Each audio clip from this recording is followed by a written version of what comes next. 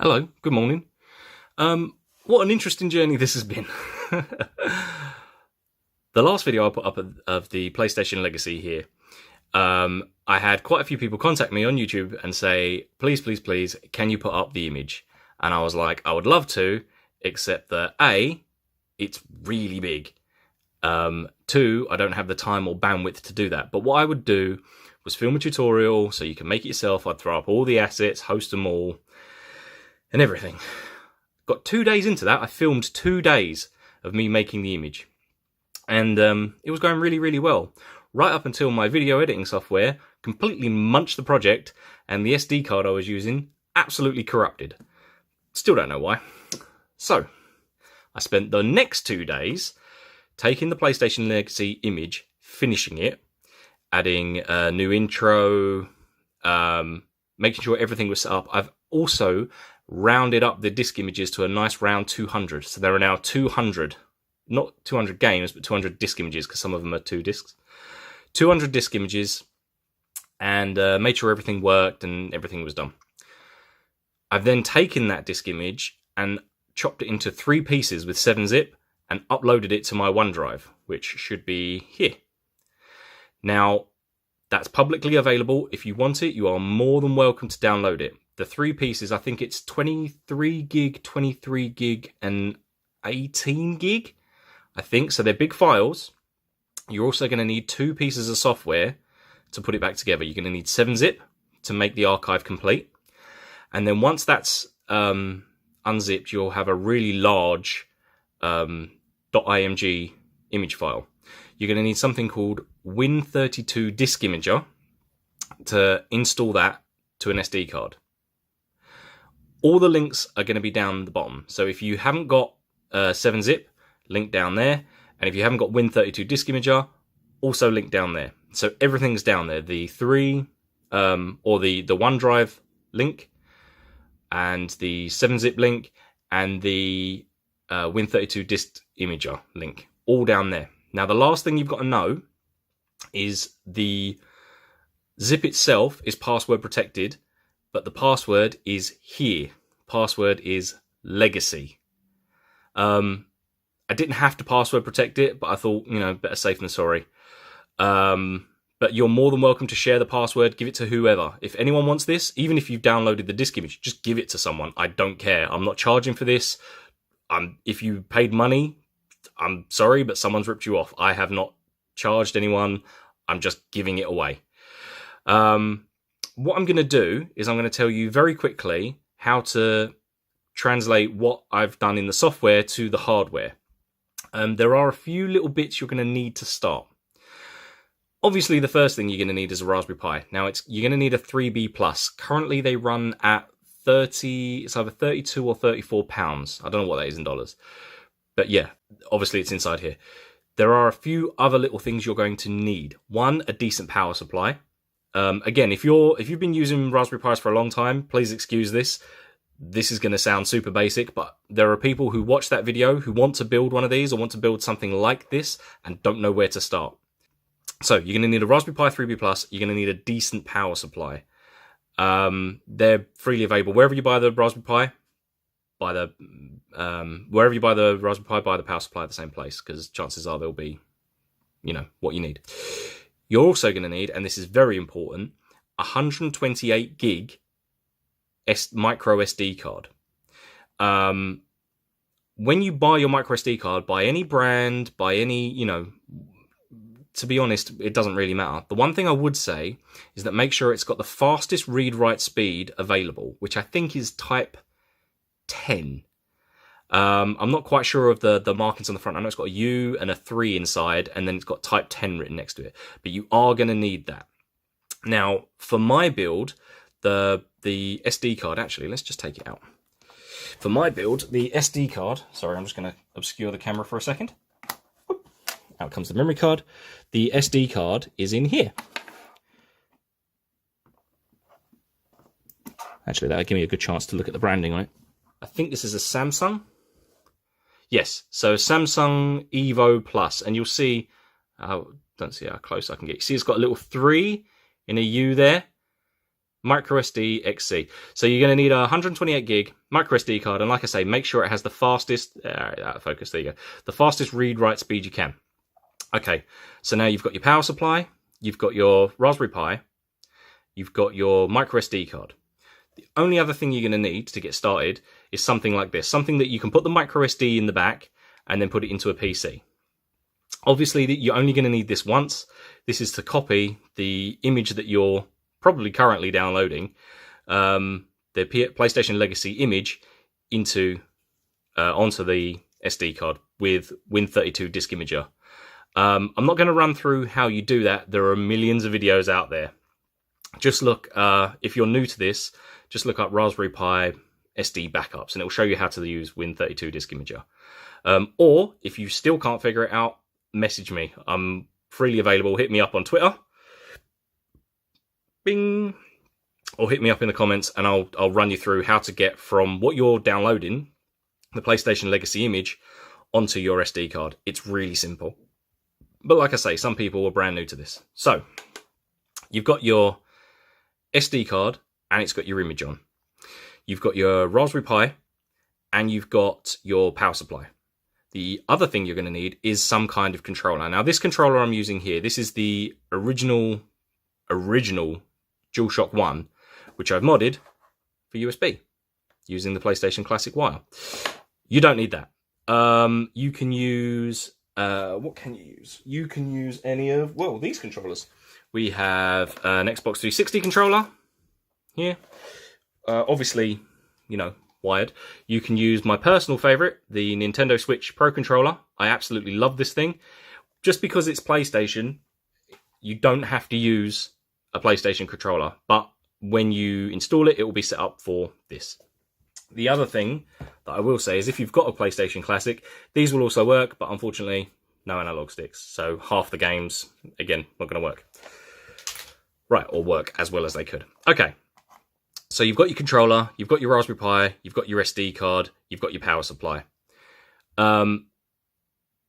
As far as making the case goes, you do not need this case. Now, obviously, I built this image for this case, and it's designed for this case.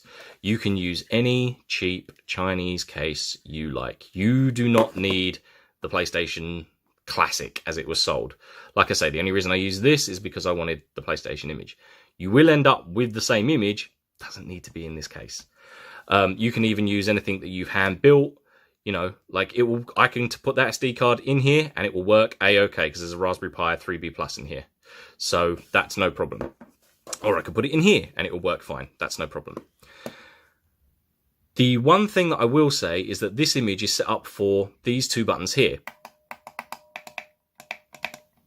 Okay, so the button on the left is the power up and shut down safe script. And the button on the right here is a fully customizable function button, which I've set up for, basically it returns you back to emulation station. So when you're in a game, you press that, and essentially it's just like pressing those two. Completely superfluous, you don't have to add it, but if you want to, you can. Again, with this, you don't have to add it, but if you want to, the scripts are already up and good to go. All on the image, ready. There are a few other little bits of housekeeping that I'll run through once I plug all this in, and I'll switch it to the monitor and I'll quickly show you. Lastly, you can also add one of these. Now, these are just like cheap little LEDs. Okay, doesn't have to be a specific color, can be any color you like. And the LEDs are for the drive light, because this thing also is, every time it accesses the SD card in the drive, it will flash on the flash a little LED bulb. Again, complete superfluous. You don't need it, but if you're building it, something to remember. Now, I'll run you through which pins on the GPIO this goes to. Again, if you're brand new, the GPIO, the little 40, you've got 2 rows of 20 pins on the Raspberry Pi, and they're all individually numbered. I'll show you which ones to attach them to so they work. All the coding and the scripts are ready. They're all good to go. So a drive light. Again, underneath this one, I have a little green LED, but it doesn't have to be green. If I wanted that to be red, blue, yellow, white, whatever, you can put that underneath there. Just be aware that the white one is very bright, traditionally. So the green one I put under there just so it looks like the original LED that's in there, but it will flash. It doesn't stay, static. The other thing to remember, again, if you're new to this, when you put on the positive and negative, the longer leg is the positive, the shorter leg is the negative. Just bear that in mind. It will help you. Lastly, underneath this button and this button are what we call momentary buttons. That's these little micro switches here, little momentary micro switch. Just click, doesn't stay clicked. Okay, all you're doing with that is that when you, let's take off this cap, there you go. All you're doing is when you press the button, it just connects the circuit and goes. So what I've done is I've just mounted them underneath these buttons. So when you press the button down, it's actually clicking one of these. These, again, also connected to the GPIO. And you're going to need basically these little DuPont wires, or what they're called little jumper wires, as long as they've got these little GPIO connectors on top. If you're not good with soldering, you can probably buy a momentary switch with these on the end. I mean, I doubt it will cost you much. And also, if you're hooking up an LED, you don't actually have to solder it in. You just connect it on like that. If you're not good with a soldering iron, I don't blame you. Just connect it on, and then the other end, just pop to the LED. Just be aware that these two, you might want to put a little bit of electrical tape or something in the middle. Again, I understand there are people that are just starting out and want to build this or build something like this. Even if it's not inside here, even if it's inside one of these, still goes to the same GPIO pins. In fact, you can see on this one I built, you can see me just connecting stuff to those GPIO pins. In fact, that LED is on the same one that you want to put it on there. Yeah. Anyway, so you've got your LED, you've got your two momentary buttons. Oh, one thing about the momentary buttons, these buttons are essentially either pressed, and when you let go of the button, it disconnects the circuit, okay? What you don't want to use, even though it's a power switch, right? What you don't want to use is one of these two-stage switches that goes click, and now it's just completing the circuit, so it's on or off, or what's called a toggle switch, okay? You don't want these, okay? You want a button where when you press it, it connects the circuit, and when you let go, it disconnects the circuit, essentially like a dead man switch, okay? These, no good. Okay, so you've got your LEDs, you've got your switches, and you've got everything else. Where do you put them? There's essentially an image that I use all the time, and I use it as basically like a Bible. That image I'm going to put, where should I put it? I'll put it here. Bing! Right, so this image. Now, where do you connect the switches to? Well, the switch for the power, essentially the on and off power momentary button, is going to go up here. And the LED is going to go down here. They should be highlighted on the screen right now. Do remember that the positive and negative of the LED has to be in the right place, okay? Because the electricity's got to go around, and so the ground, obviously, you have to connect the negative to the ground. Please make sure you get that right. For the switches, for the momentary switches for the shutdown script and the function button, it doesn't matter. You can put the positive and negative. You can put the ground and the GPIO wherever you like. It doesn't matter. All you're doing is just connecting the circuit. So again, the shutdown script goes to these two GPIO pins. The function button goes to these two GPIO pins. Should be around about here somewhere. And the LED down the bottom goes to those. But the LED is the one that you need to make sure the ground is connected to the negative. Okay. This image is super helpful. Just refer to it as much as you can. Right. What I'm going to do now is I'm going to put the SD card in. I'm going to connect up the joypad. I'm going to run you through a little bit of housekeeping as far as the image goes. Okay, so you've downloaded the 3 files. You've unzipped them into one IMG file, and you've used Win32 Disk Imager to put it on the SD card. Your SD card is now inside your Raspberry Pi.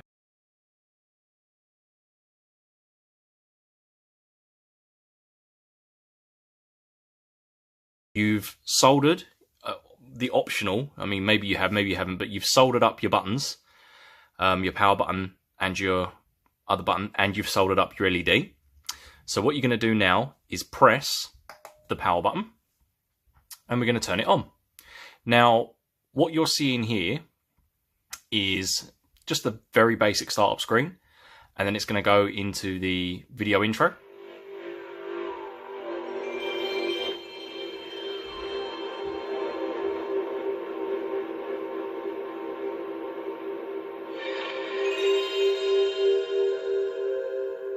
Okay, so this intro here runs in 720p.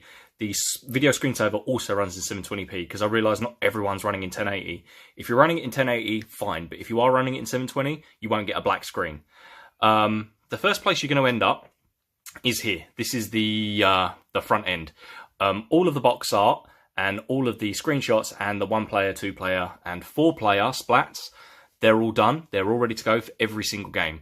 All the games as well have been compressed into one single bin and queue file, and they're all ready to go as well. Going down, you'll hear the PlayStation tick.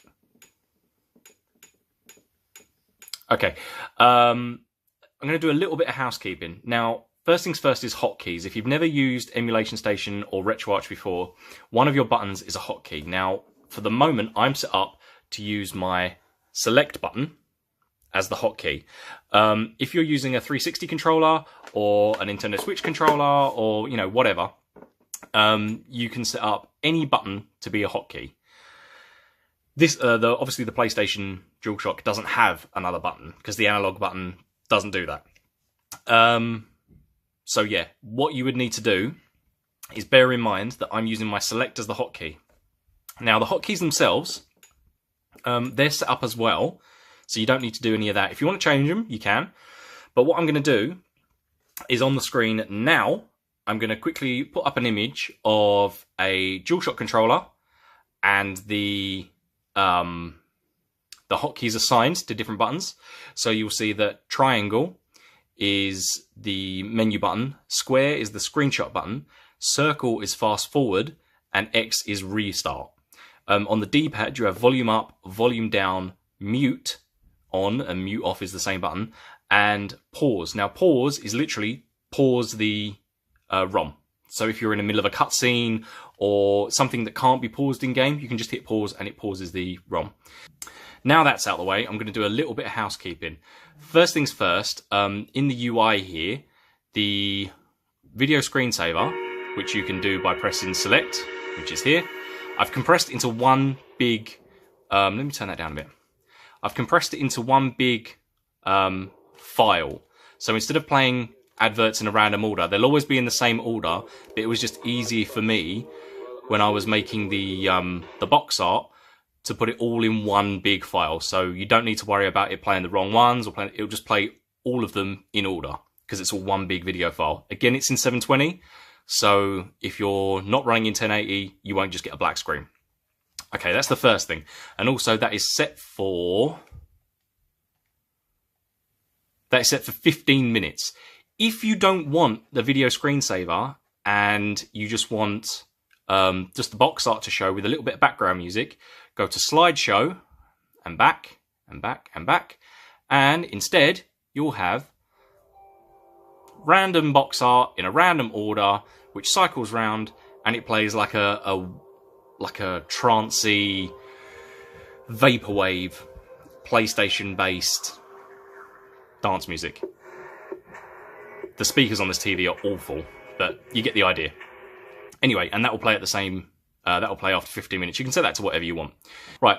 As far as the UI here, I've taken off the UI commands, which usually run across the bottom here, mostly because if you're new to Emulation Station, it will say A and B, whereas obviously there is no A and B on here, or on Nintendo it's 1, Xbox 360 it's different, so forget all of that. What I've done is I've set it to the Western way of working, where this button, whatever this button is down here, whether it's A or the cross button here, or B on the Nintendo stuff, whatever this lower button is, that's go.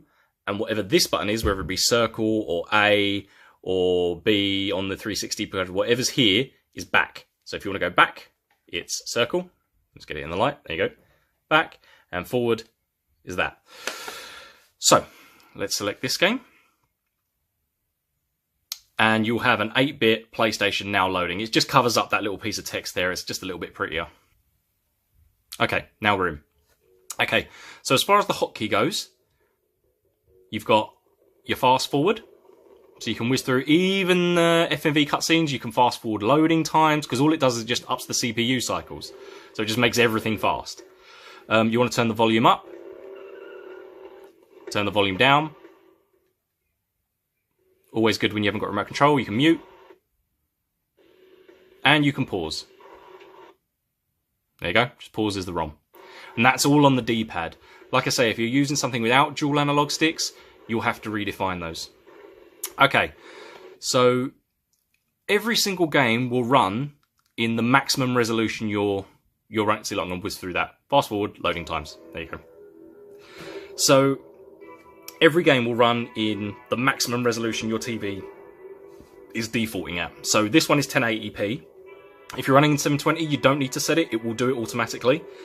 As far as the games themselves, they will run in whatever frame rate the original game was, but with massively up-resed 3D models.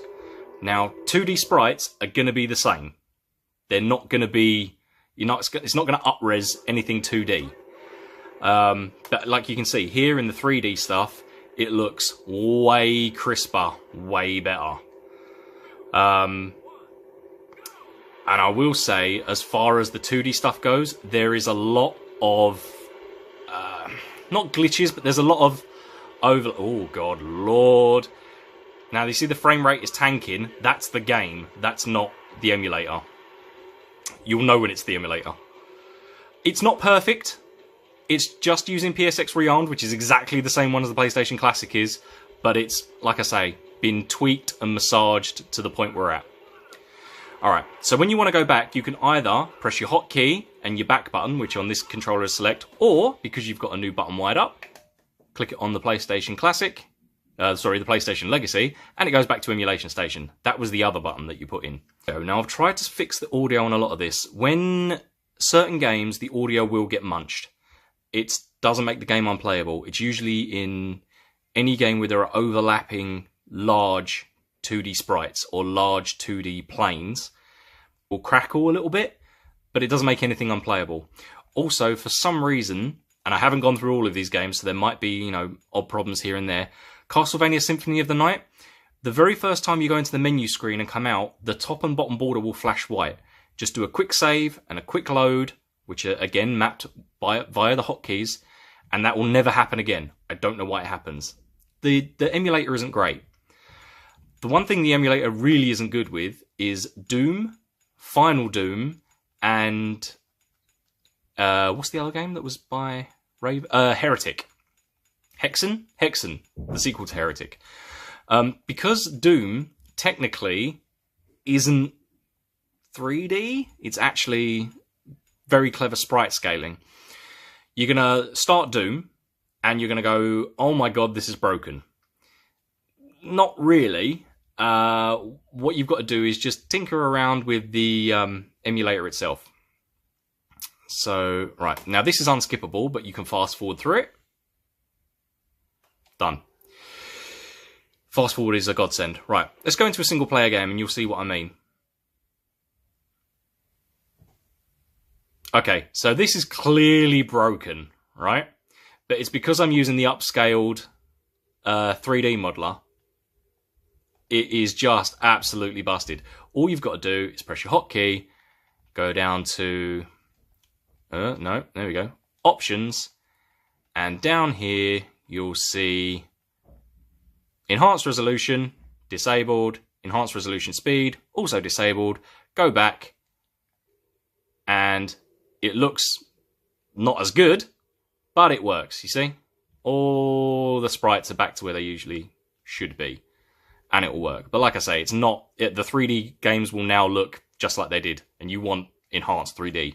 So don't forget, when you're finished playing Doom, it doesn't have to be the same session. It could be in a different... like when you've actually finished it, completed it, whatever. Make sure you turn on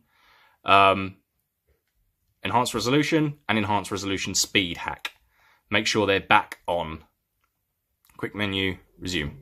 So you can see it's completely broken, but it's Doom, Final Doom, and Hexen that's an issue. Right, I'm going to press the button on the top of the PS Legacy again. Right, one last thing is the PlayStation itself had a weird compatibility issues with some of the early games. So some of the early games, like Alien Trilogy, won't recognise a dual analog controller, essentially the DualShock 1. With that, what you need to do is make sure that the game, again, it's a lot of those early games, long box games, but some of the later ones as well, will not recognise dual analog. So what you need to do is tell the emulator whether you're using a digital pad or an analog pad, not you holding physically what you're emulating. So again, we're going to go into the options and we're going to turn on and off analog controls. It's pretty simple, but daunting if you've never done it before. So we're going to pop open our menu. We're going to go down to controls, and you'll see there it says retro pad. We want to change it to retro pad with analog. And then when we go back in options, so in pad type, you'll see none, standard, analog, right? This is what you're emulating.